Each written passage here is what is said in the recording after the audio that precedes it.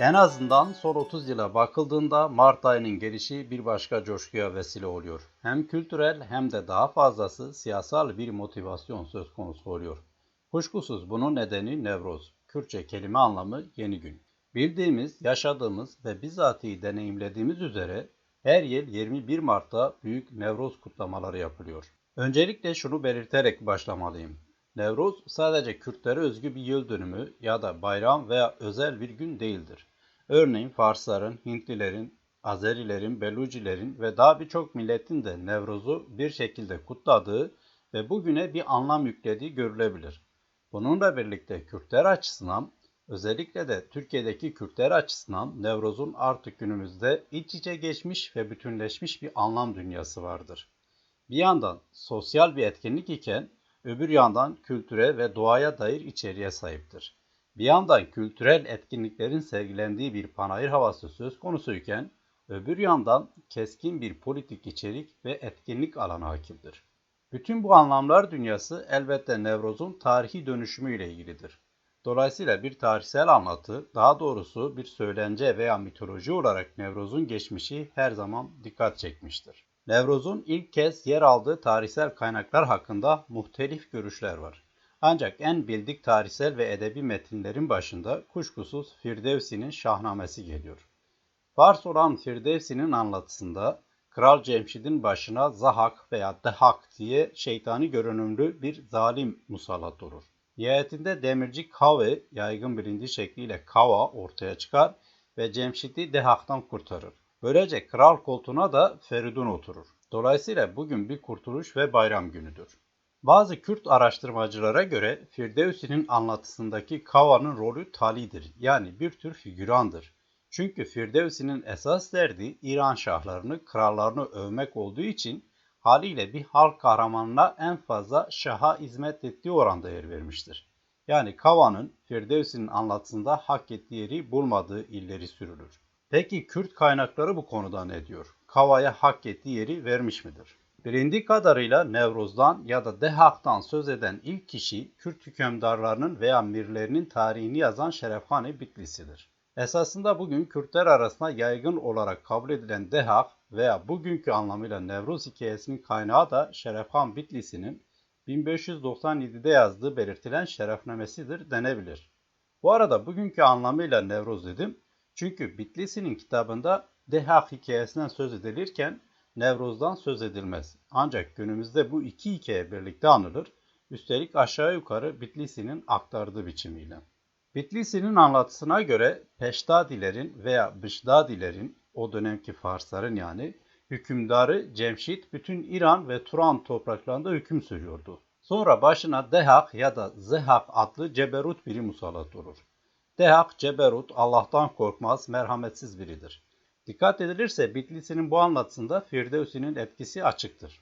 Bitlisi hikayenin devamında bu zalim Dehak'ın bir hastalığa yakalandığını anlatır. İki omuzunda yılan başları çıkar ve çok acı çeker. Bir gün tebdili kıyafetle karşısına çıkan şeytan Dehak'a her gün iki gencin beyinlerini bu yaralarına sürerse iyileşeceğini salık verir ve Dehak da böyle yapar. Cellat her gün iki gencin başını keser ve beyinlerini gönderir. Ancak Bitlisi bu celladın aslında iyi niyetli ve merhametli olduğunu söyler. Ancak elinden pek de bir şey gelmez. Sadece her gün iki yerine bir gencin başını keser, beynini bir koyunun beyniyle karıştırır ve Dehak'a gönderir. Diğer genci ise gizlice dağlara doğru gönderir. Zamanla farklı dil ve kültürlere sahip gençlerin sayısı dağlarda artar ve bunlar birbirleriyle kaynaşırlar. Büyük bir topluluk oluştururlar. İşte Kürtler bu gençlerin yeni oluşturduğu topluluktan doğan bir millettir. Böylece anlaşılacağı üzere Şerefhani Bitlisi'nin anlatısında Kürtlerin kökeni Dehak hikayesiyle kuruluyor. İki başka rivayetten de söz eder Bitlisi ancak ona göre Kürtlerin kökeni hakkındaki en makul anlatı Dehak'tan kurtulanların oluşturduğu topluluktur. Dolayısıyla Bitlisi'nin anlatısında bugün Nevruz hikayesi olarak kabul edilen efsane bir milletin yeni doğumu olarak karşımıza çıkar.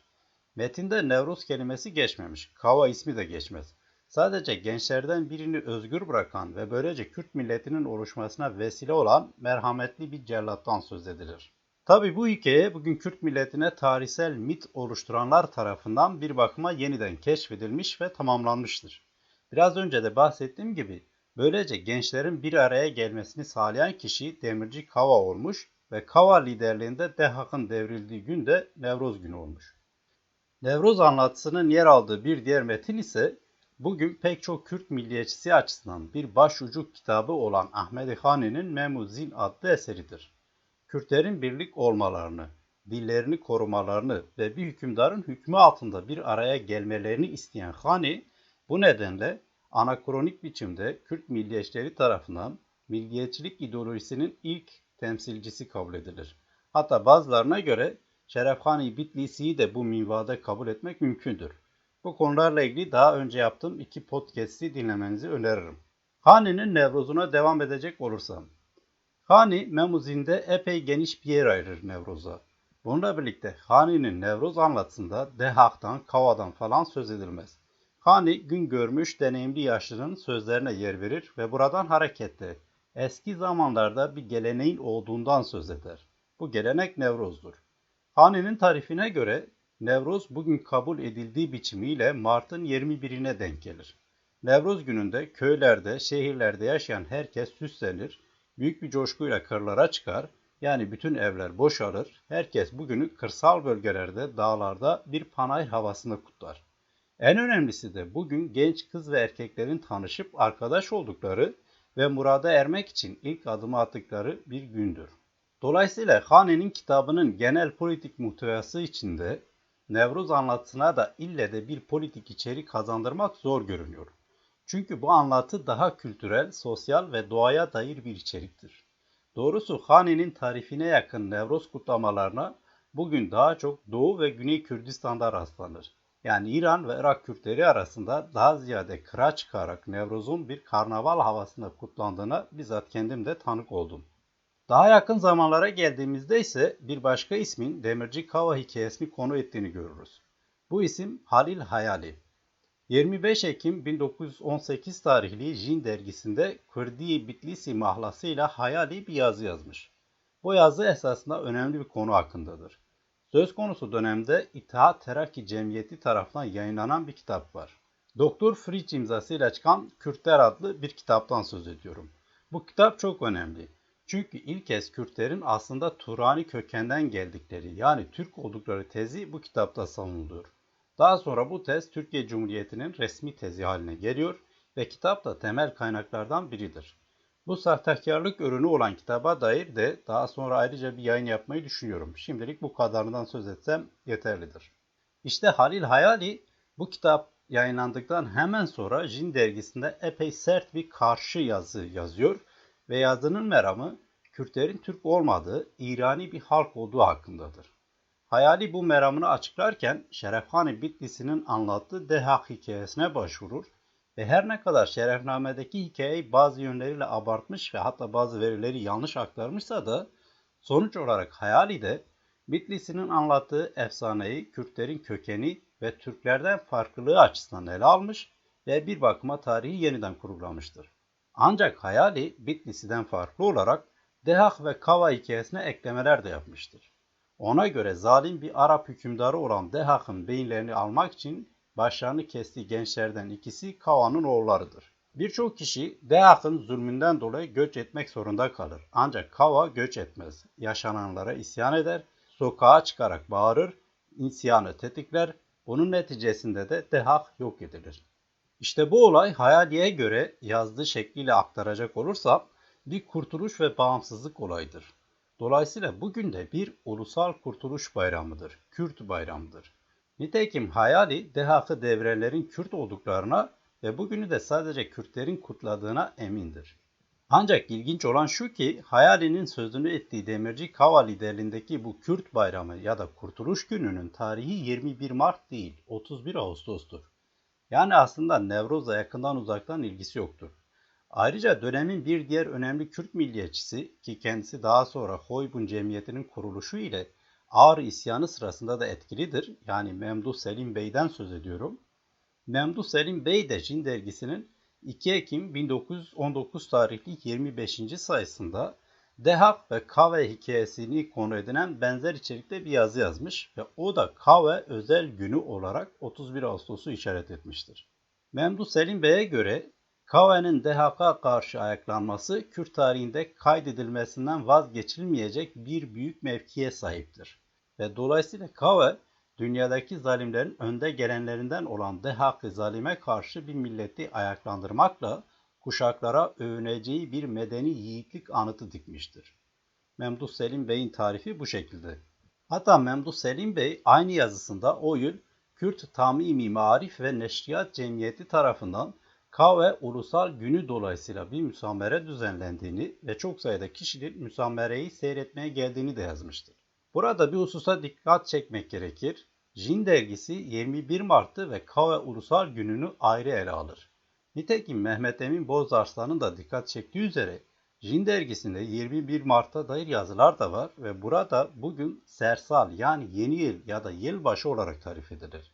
Yani Mehmet Emin Bozarslan'ın tasnifiyle aktaracak olursam, Jin dergisi 21 Mart yılbaşı ve sosyal gün olarak, Kava ihtilalini de ulusal bayram olarak kabul etmiştir. Bu arada 21 Mart için Nevruz'a denilmemektedir. Hatta Memduh Selim Bey Nevruz hakkında da ayrıca yazmıştır. Mesela orada şöyle demiştir. Örneğin yılbaşının İranlıların Nevruzu ile ortak olduğu anlaşılıyor. Bu nedendir ya da öyle midir? Yani Memduh Selim Bey, Kürtlerin kendi milli günlerini tespit ederek sahiplenmesini isterken bu soruları soruyor ve bir netliğe kavuşturulmasını arzuluyor. Ancak Nevruz'u Kürtlere mal etmiyor. Bu arada şu notu da paylaşmak isterim. Tarihçi Ayşe Hür de bazı batılı şarkiyatçıların Kürtlerin 31 Ağustos'u Kava efsanesi dolayısıyla kutladığını aktardığını yazmıştır. Hür'ün Geleneğin İcadı Nevruz ve Nevruz başlıklı yazısını ayrıca okumanızı öneririm. Jin dergisindeki bu hususlara dikkat çektikten sonra diyebilirim ki, Kava efsanesi Kürt milli kimliğinin yeniden üretilmesinde, kurgulanmasında tarihsel bir mit olarak daha 1920'lerin hemen başında yeniden keşfedilmiş ve dolayısıyla siyaseten de işlevsel kılınmaya çalışılmıştır. Ancak bu mitin tarihi 21 Mart olarak kurgulanmamıştır. Bununla birlikte Kürt milliyetçiliğinin bu ilk evresinde Nevruz ya da Sersal'in de bir milli gün olarak ayrıca önemine dikkat çekilmiştir. Peki 21 Mart Nevruz günü ya da Kürtlerin yeni yıl günü, yılbaşı günü olarak kutladığı bu gün ile Kava efsanesi nasıl bir araya geldi? Bilindiği kadarıyla Türkiye Cumhuriyeti'nin Mustafa Kemal'in ifadesiyle Dersim çıbanlığının kesilmesi amacıyla Dersim'deki Alevi Kürtleri yola getirmek, ıslah etmek ve Türkleştirmek amacıyla başlattığı operasyona karşı Dersimli Kürtlerin Seyit Rıza liderliğindeki ilk eylemi 21 Mart 1937'de gerçekleşti. Dersim'deki gelişmeler korkunç bir soykırımla biterken Dersimlerin karşı direnişlerini 21 Mart'ta başlatmaları bizatihi bugünün anlam ve önemine dair miydi? Doğrusu bunu ileri sürmek zor ancak böyle bir gerçeklik de var. Ancak Nevruz gününü Demirci Kava efsanesiyle doğrudan ilişkilendiren ve böylece hem Kürt tarihini hem de Kürt kimliğini bu mit üzerinden yeniden kurgulayan biri var.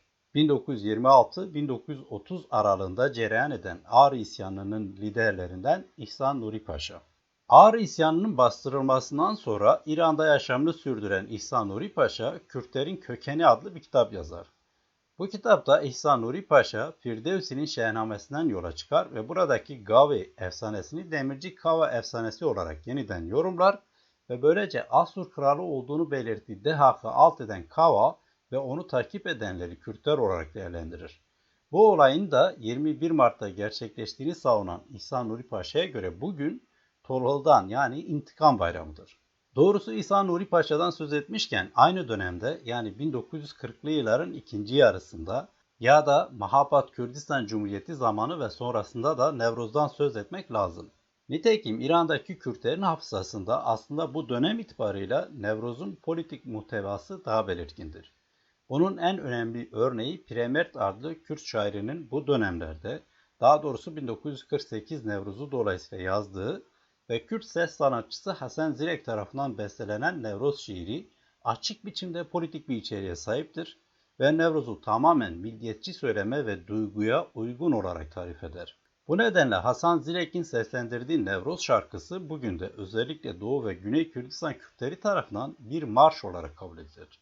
Bu noktada önemli bir iddiada bulunmak bile mümkündür. Şöyle ki, İhsan Nuri Paşa, Mahabat Kürdistan Cumhuriyeti'nin kuruluş ve yıkılış hikayesinin canlı olduğu bir dönemde Nevruz'u Demirci Kava hikayesiyle buluşturarak politik bir içeriğe kavuşturan ilk isim olurken, yine aynı politik ortamın yani Mahabat Kürdistan Cumhuriyeti'nin bir tür anısına bağlılık anlamında Premert de her ne kadar Demirci Kava'yı işin içine katmasa da Nevruz'u politik milli bir muhtevaya kavuşturan bir diğer ilk isimdir.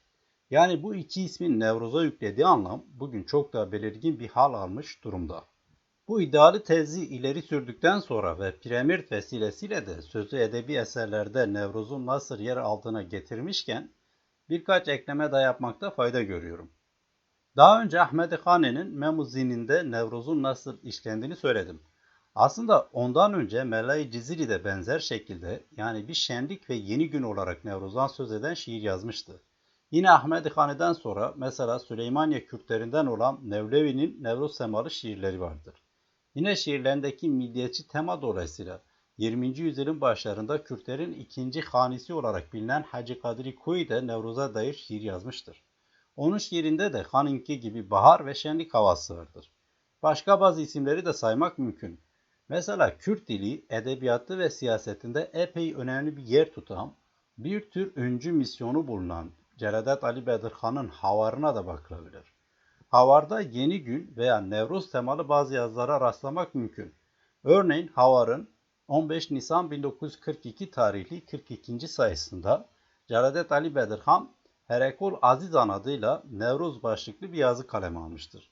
Bedirhan daha yazısının girişinde Nevruz için kendi ifadesiyle bizim milli ve ırki bayramımız, büyük bayram diye bahseder ve bu büyük bayramın ülkemizin doğal yapısından dolayı kendiliğinden ortaya çıktığını, ülkemizdeki yaşam koşullarının bunu istediğini belirtir.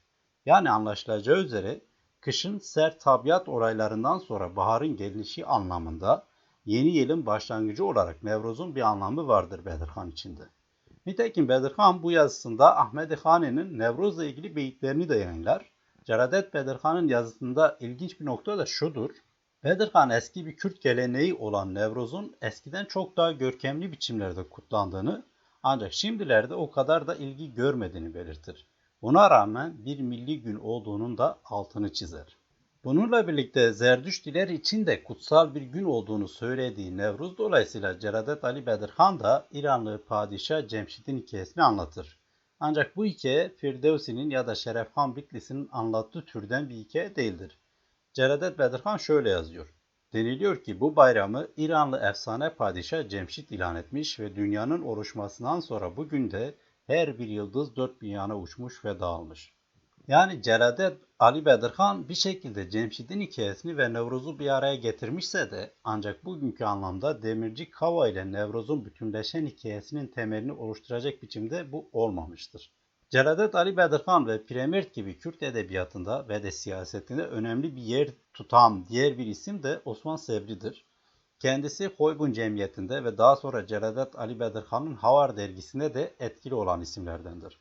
Sebri'nin Nevruz adlı bir şiiri var ve burada daha ziyade bir şenlik gününden ya da yeni yıl kutlamasından bahseder. Yani kırlara çıkarak 3 gün boyunca bu günün panayır havasına kutlanmasından. 1957'de Nevruz şiirini yazan Sebri'nin aktardığına göre bu tür kutlamalar zaten İran ve Irak Kürtleri tarafından gerçekleştiriliyordu ve bu yıl ilk kez Suriye Kürtleri tarafından da kutlanmaya başlanmıştı. Ve Nevruz denilince mutlaka anılması gereken bir diğer Kürt şairi de kuşkusuz Cigerhun'dur. Bizatihi Nevruz adlı bir şiiri var. Aram Tigra'nın müziğinde hayat bulan bir şiirinde Cigerhun Nevruz'u şenlikli bir bayram olarak tarif eder. Ancak Kime Ez adlı son derece politik bir içeriğe sahip olan agitatif şiirinin bir bölümünde tarihsel bir Kürt destanı olarak Demirci Kava'nın ve Dehak'ın hikayesini de işler. Demirci Kava'yı atası olarak kabul eden Cigerhun'a göre bugün yani bu yeni gün Kava'nın zalim Dehak'ı öldürdüğü, Kürtlerin boynundaki zinciri kırdığı bir gündür. Dolayısıyla Demirci Kava'nın hikayesi Cigerhun'un anlatısında bugün işgal altında olan Kürdistan'ın yeniden kurtarılması ve özgürleştirilmesi için bir çağrıya veya umuda vesile oluyor. Aynı zamanda tarihsel kimlik inşasında da işlevsel kılınıyor. Son olarak şunu ekleyeyim. Cigerhun'un bu şiiri epey erken bir zamanda yazılmıştır. Bu şiirin yer aldığı aynı adlı kitabı ilk olarak 1973'te yayınlandı. Böylece Cigerhun hem Demirci Kava'yı hem de Nevruz günü Bugünkü anlamıyla Kürt ulusal mücadelesinin bir günü haline, bir efsanesi ve mitti tarihsel bir dayanağı haline getiren isimlerden biri olmuştur. Kürt edebiyatında Nevruz'un ele alınması hakkında şu kadarını söyleyeyim. Yüzlerce Nevruz şiirinin yazıldığını belirtmeliyim. Aynı şekilde onlarca Kürt ses sanatçısının da Nevruz şarkılarını seslendirdiğini. Bu konuyla ilgili ayrıca hazırladığım podcastleri dinlemenizi öneririm. Edebiyattan tekrar siyaset dünyasına dönecek olursam, aktardığım bilgilerden de anlaşılabileceği üzere aslında Nevruz kutlamaları 20. yüzyılın başlarına kadar gider. Ancak belirgin biçimde politik içerikten Nevruz'un kutlanmaya başlaması için galiba biraz daha beklemek gerekecekti. Buna dair bazı verilere göre bu türden ilk kutlamalar 1950'lerin sonlarında ve 60'lı yıllarda Avrupa'daki Kürt öğrenciler tarafından gerçekleştiriliyor. 70'li yıllara gelindiğinde ise Türkiye'deki Kürtler için söylüyorum elbette, Kürt muhalefetinin yeniden sahneye çıkmasıyla bağlantılı olarak Nevruz'a biçilen politik anlam ve buna göre kutlamalar görülmeye başlanıyor. Bu tarihlerde pek çok Kürt siyasetçisinin anlatısı Nevruz'un Kürt tarihinin ve kimliğinin yeniden üretilmesinde işlevsel kılındığını gösterir. Yani İhsan Nuri Paşa gibi bu dönemden itibaren Nevruz Kürtlerin tarihinde bir özgürlük ve kurtuluş günü olarak kodlanmaya başlanır ki bugünkü Nevruz'un esas temelleri de böylece atılmış denebilir. Örneğin bugünkü ana akım Kürt siyaseti olarak PKK bir bakıma ilk grup aşamasının temellerini 1970'lerin bir Nevruz gününde attığını bildirir. Yine o dönemdeki çok sayıda Kürt örgütünün yayınlarında da Nevruz teması politik bir içerikle ele alınır. Hatta bir örgütün ismi bizatihi Kava'dır. 1980'lere gelindiğinde 12 Eylül askeri darbesi sol örgütler gibi pek çok Kürt örgütüne büyük darbeler indirmiş ve binlerce Kürt siyasetçi de hapsedilmiş ve katledilmiştir.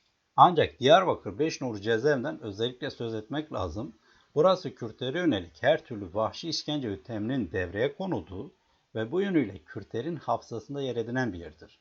Bununla birlikte burayı Kürtlerin hafızasında kalıcılaştıran bir diğer önemli durum ise bu vahşete karşı Kürt siyasetçilerin ve devrimcilerin sergilediği direniştir. Bu direnişin mihenk taşlarından biri, direnişin öncü isimlerinden olan Mazlum Doğan'ın 21 Mart 1982'de 3 kibrit çöpünü yakarak yaşamına son vermesi olayıdır.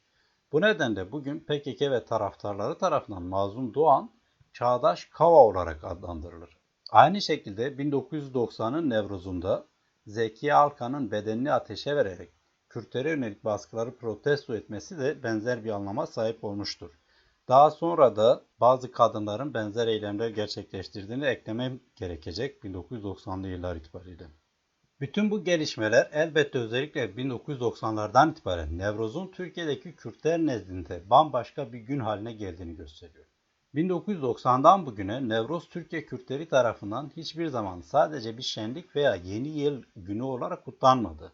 Aksine daha belirgin biçimde bir direniş ve serhıldan yani başkaldırı günü olarak ele alındı ve buna göre son derece politik olan bir içerikle kutlandı.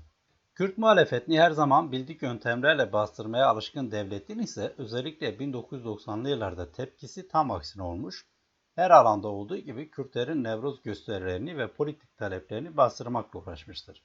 Nitekim 1990, 91 ve 92'de devlet güçlerinin silahlı saldırısı nedeniyle Nevruzlar kanlı geçmiştir. Yeri gelmişken bu olaylardan biraz daha ayrıntılı bahsetmek isterim.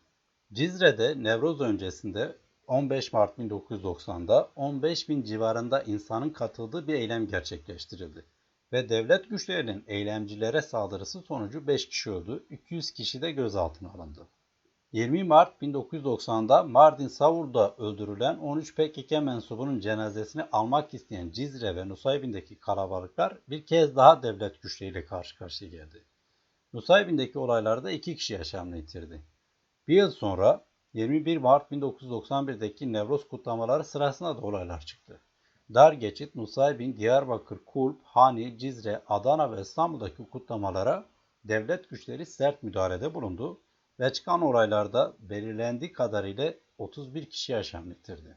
Bütün bu gelişmeler 1992'de Cizre ve Nusaybin'de kanlı bir hal alan Nevruz kutlamalarının ön habercisi gibiydi. Kürt realitesini tanıyoruz çıkışını yapan dönemin Başbakanı Süleyman Demirel ve yardımcısı Erdal Ünlü, 1992 Nevruz'undan önce halkın rahatça kutlama yapabileceğini açıklamıştı.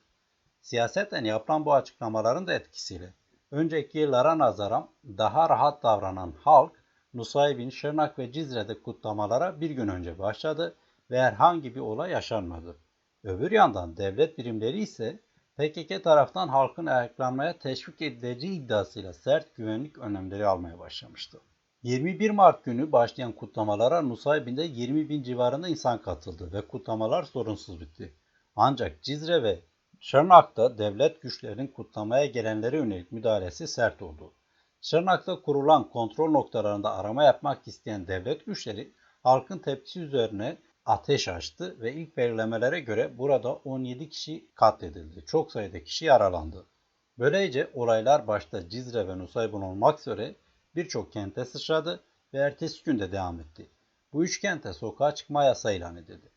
1992 Nevruz'unun bilançosuna ilişkin farklı veriler var. İnsan Hakları Derneği'nin tespitlerine göre 1992'deki tespitlerine göre Şırnak'ta 22, Cizre'de 8, Nusaybin'de 15, Van'da 2, Yüksekova'da 2, Siirt ve Gercüş'te 2 olmak üzere toplam 51 kişi yaşamını yitirdi. Devlet yetkililerine göre ise yaşamını yitirenlerin toplam sayısı 57 idi. Olaylara tanık olanlar ise çok da yüksek rakamlara işaret ediyor. 120'den fazla kişinin öldüğünü ileri sürenler olduğu gibi sadece Şırnak'ta 100'e yakın, Nusaybin'de ise 16 kişinin öldürüldüğü iddiaları da var. Ayrıca avukat Mesut Uysal'ın verdiği bir veri var. Ona göre sadece Şırnak'ta 89 kişi yaşamını yitirdi. Bütün bu vahşiliğe rağmen Kürtlerin hak talepleri gibi Nevruz kutlamalarını da engelleyemeyen devlet, bu kez Nevruz'u Nevruz yapmak için işe koyuldu. Böylece Kürtlerin politik ve tarihsel bir anlam yüklediği, bu haliyle güncel politik mücadelenin önemli bir günü ve gerekçesini haline getirdiği Nevruz'u da Türkleştirmeye kalkıştı devlet. Bu nedenle 1990'ların ortalarından beri devlet yetkilileri de bir Türk bayramı olarak Nevruz'u kutluyor. Ancak bu hamle de Kürtlerin Nevruz'unu gölgelemeye yetmedi. Bununla birlikte devlet güçlerinin Nevruz'u provoke etmeye ve fırsatını buldukça katılanlara saldırmaya yönelik tavrı devam etti ve halen de herhangi bir değişiklik yok ne yazık ki. Buna karşın Kürtlerin Nevruz'u kanlı olaylara rağmen her geçen yıl daha da kitleselleşti. Nitekim 2000'lerden sonra her yıl yüz binlerce insanın katıldığı Nevruzlara şahit oluyoruz. Toparlayacak olursam, günümüzde Doğu ve Güney Kürdistan Kürtleri nezdinde Nevruz'un bir yeni yıl günü olarak daha ziyade şenlikli, panayırlı kırsal kutlama biçimi daha belirgindir. Buna karşın Kuzey ve Rojava Kürdistan'ında Nevruz kutlamaları, günün kültürel yönünü epey gölgede bırakacak biçimde politik taleplerin dillendirildiği mitinglere dönüşüyor. Böylece Nevruz her biçimiyle hem kültürel ve tarihsel hem de politik açıdan Kürt kimliğinin yeniden üretilmesine katkı sunmaya devam ediyor. Ve son olarak 2017 Nevruz'unda Diyarbakır'da polisin öldürdüğü Kemal Korkut'u bir kez daha anmak istiyorum. Ruhun şad olsun.